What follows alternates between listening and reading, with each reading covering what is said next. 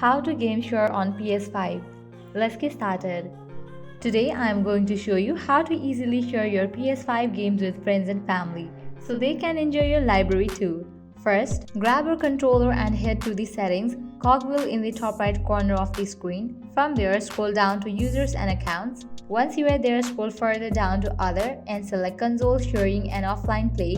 This feature allows anyone using your PS5 to access your downloaded games and media even if the console is offline. But there is a catch. You can only enable this feature on one PS5 console. Sony is trying to crack down on sharing across multiple consoles, so keep that in mind. And here's something important. Enabling this won't affect your primary PS4 if you have one set up already. Just be mindful that once you enable it on your PS5, you can't do it on another PS5. Once you have got it enabled, anyone who signs in with a different PSN account on your PS5 can enjoy your games and media. It's that simple. And there you have it, easy PS5 game sharing for everyone. Found this video helpful? Make sure to subscribe for more PlayStation 5 tips and tricks. Thanks for watching and I'll catch you in the next one.